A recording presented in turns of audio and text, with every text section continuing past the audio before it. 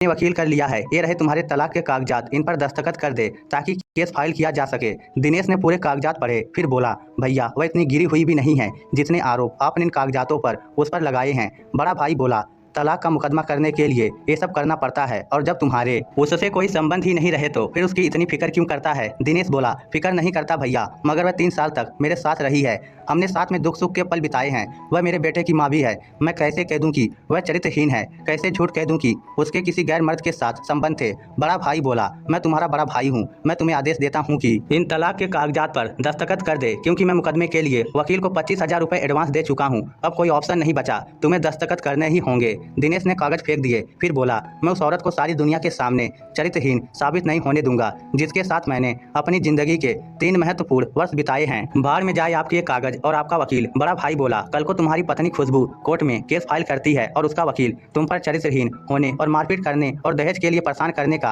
आरोप लगाएगा, तब तुम क्या करोगे। दिनेश बोला, मैं तब भी उस पर ये भद्दे आरोप नहीं लगाऊंगा। कहते हुए वह उठकर चला गया। उधर खुशबू की हालत और भी ज्यादा खराब थी। उसकी दोनों भाभियां हाथ धोकर उसके पीछे पड़ी थी, बेवजह उसके साथ लड़ाई करती थी, बात बात पर ताने मारती थी, अपने पतियों से कहती थी, कब तक इस नकचड़ी को हमारी छाती पर बैठा कर रखोगे, या तो इसे इसके ससुराल भेजो या तलाक दिलवाकर दूसरी शादी करो। अगर खुशबू की माँ जिंदा ना होती तो भाभियां कब की उसे घर से निकलवा चुकी होती। ये एक कड़वा सत्य है कि पति की छोड़ी हुई लड़की के लिए भाइयों का घर भी नर्क जैसा बन जाता है। हाँ, जब तक भाई कुंवारे हो तब तक कोई परेशानी नहीं आती, कुछ मामलों में इससे उल्टा भी हो सकता है। खुशबू अपने ही घर में डरी डरी सी रहती थी। वह चुपचाप घर का काम करती, उसके बाद अपने कमरे में पड़ी रहती थी। मगर उसका बेटा 5 साल का हो गया था। वह जब कमरे से बाहर जाता तब उसके भाइयों के बच्चों से लड़ पड़ता था। तब उसकी भाभियां खुशबू के बच्चे को थप्पड़ लगा देती थी। फिर इसी बात पर कलह हो जाती थी, क्योंकि खुशबू को अपने बच्चे पर हाथ उठाना जरा भी बर्दाश्त नहीं था। गिरी कले से तंग आकर खुशबू के बड़े भाई ने एक दिन तलाक के कागज खुशबू के सामने रख दिए। फिर बोला, खुशबू तुम्हारी अभी बहुत लंबी जिंदगी पड़ी है, इस तरह नहीं कटेगी, इसलिए मैं चाहता हूँ तुम दिनेश से तलाक ले लो।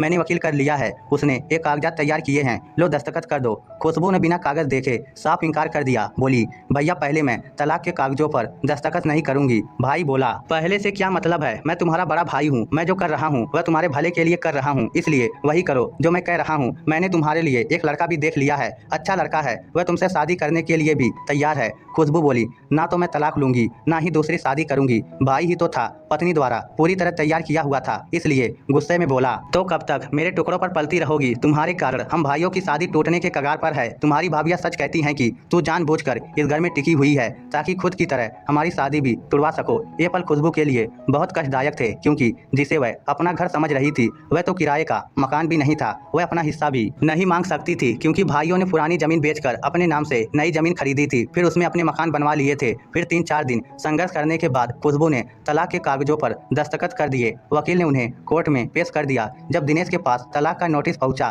तब उसकी आंख खुली, वह बेचैन हो गया। दिनेश और खुशबू की शादी 6 साल पहले हुई थी। 2.5 साल तक थोड़ी बहुत किचपिच के अलावा उन दोनों की जिंदगी ठीक चली थी। दोनों में बहुत प्यार था, एक दूसरे की बहुत परवाह करते थे। कहते हैं शादी के बाद के 5 साल बहुत क्रिटिकल होते हैं, इस दौरान आपसी समझ बहुत जरूरी होती है, वरना रिश्ता टूटते देर नहीं लगती। खुशबू को लगता था दिनेश उसकी परवाह कम करता है, अपनी भाभी, माँ और बहन की परवाह ज्यादा करता है। यहीं से दोनों के बीच झगड़े शुरू हुए। एक बार खुशबू की अपनी जेठानी के साथ कहा सुनी हुई, तब दिनेश ने अपनी भाभी का पक्ष लिया। पति साथ हो और पूरा जमाना उसके खिलाफ हो, तब भी एक औरत पूरे जमाने से लड़ जाती है, मगर जिस दिन उसे लगता है कि पति उसके साथ नहीं है तब वह टूट जाती है, बिखर जाती है। यही खुशबू के साथ हुआ। उसी दिन वह अपने बच्चे को लेकर अपने मायके आ गई थी। फिर दोनों ईगो के चक्कर में फंस गए। दोनों में झुकना कोई नहीं चाहता था। खुशबू चाहती थी दिनेश उसके पास आए और माफी मांगे। दिनेश चाहता था वह खुद उसे छोड़कर गई है, इसलिए उसे खुद ही वापस आ जाना चाहिए। दोनों के बीच समझौता करवाने वाला भी कोई नहीं था। इस तरह 3 साल गुजर गए। दोनों ने फोन पर भी बातचीत नहीं की। घर में एक समझदार व्यक्ति हो और वह कोशिश करे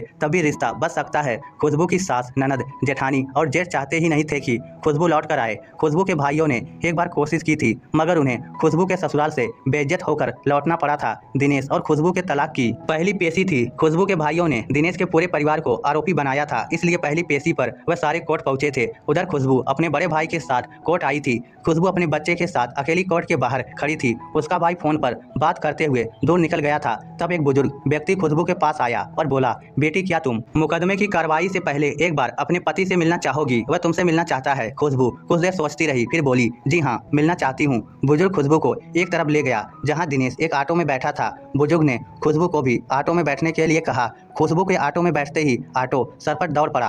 ऑटो एक पुराने से मकान के सामने रुका। फिर बुजुर्ग ने उसका ताला खोला। फिर खुशबू और दिनेश को उसके अंदर ले गया। दोनों को एक कमरे में बैठाने के बाद बोला, मेरा नाम रवि प्रसाद है। कोर्ट के बाहर मेरी दुकान है। 20 सालों से मैं इस घर में अकेला रहता हूँ क्योंकि मेरी पत्नी से मेरा तलाक हो चुका है। छोटे मोटे झगड़ों के कारण वह पीहर चली गई थी। फिर रिश्तेदारों ने और वकीलों ने ऐसा चक्कर चलाया कि हमें बात करने का मौका ही नहीं मिला और तलाक हो गया। तलाक के बाद मेरी पत्नी की दूसरी शादी हो गई है, मगर मैं पिछले 20 सालों से अकेला रहता हूँ। बहुत दर्द होता है जब घर उजड़ता है। बीती यादें रह रहकर चैन चुराती है। एक कसक सी रह जाती है दिल में कि काश मैंने एक बार सुलह की कोशिश की होती। काश मैं अपना सारा गुस्सा और घमंड छोड़कर उसे मनाने गया होता। तलाक के बाद मैंने एक फैसला किया कि बची हुई सारी जिंदगी लोगों को फिर से मिलाने में लगा दूंगा। उन्हें कोर्ट जाने से पहले समझाऊंगा कि तुम लोग गलत कर रहे हो। पति पत्नी के बीच ईगो जैसी चीज नहीं होनी चाहिए, घमंड जैसी चीज नहीं होनी चाहिए। लड़ाई करो, झगड़ा करो, मगर जैसे बचपन में लड़ाई के बाद भाई बहन कुछ देर बाद ही पहले जैसे हो जाते थे वैसे ही हो जाओ। अपने संबंधों की बागडोर के मालिक खुद बनो, किसी तीसरे को इसमें भागीदार मत बनाओ। मैं तुम लोगों को मुकदमे की पेशी पढ़ने से पहले ही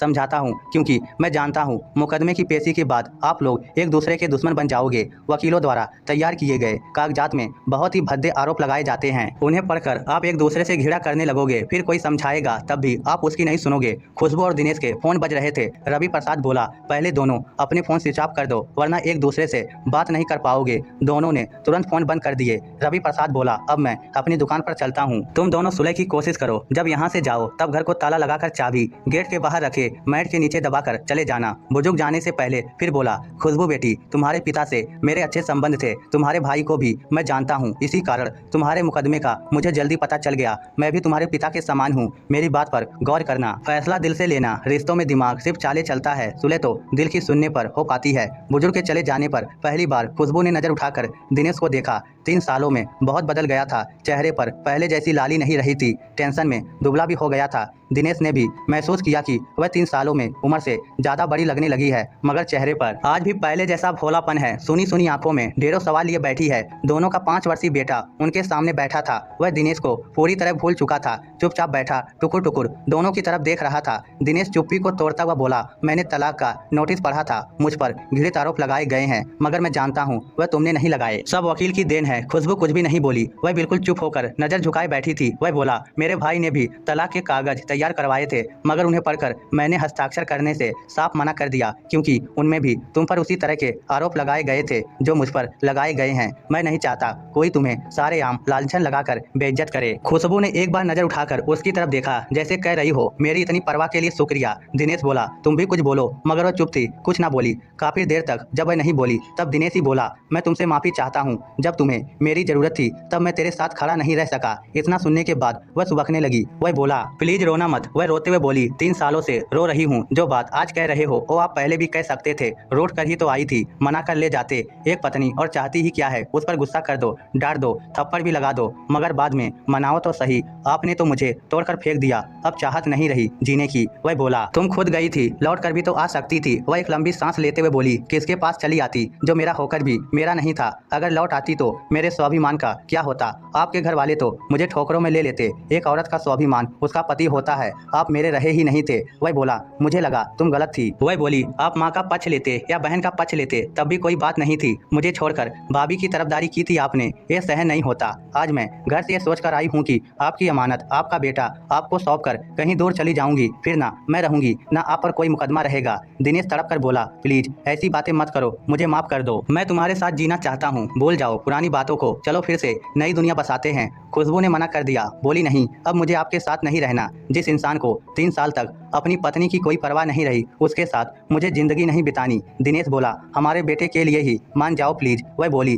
3 सालों में आपको बेटे की याद नहीं आई? बताओ कितनी बार उससे मिलने आए थे? वह तड़प कर बोला, आया था, तुम दोनों को देखने आया था। एक बार नहीं, बहुत बार आया था। तुम्हारे घर के चक्कर लगाकर चला गया था, मगर तुम दोनों को एक बार भी नहीं देख पाया। बस घर के अंदर आने की हिम्मत नहीं थी। यह सुनकर खुशबू के दिल को थोड़ी ठंडक सी मिली। वह आगे बोला, प्लीज मान जाओ यार, मैं तुम्हारे बिना नहीं रह पाऊंगा। वह औरत थी, कब तक रूठी रहती, इसलिए बोली, एक बात बोलूं? वह बोला, क्या? वह बोली, मुझे आपके गले लगना है। बहुत दिन हो गए आपको छुए हुए। फिर दोनों खड़े होकर बरसों बाद गले मिले। फिर रवि प्रसाद घर को ताला लगाकर चले गए। उधर कोर्ट में दोनों के वकील और घर वाले इंतजार करते रहे। चलते चलते खुशबू बोली, मुकदमे का क्या होगा जी? दिनेश बेटे को गोद में लेते हुए बोला, बाढ़ में जाए मुकदमा, जब हम ही नहीं पहुंचेंगे तो कैसा मुकदमा। इस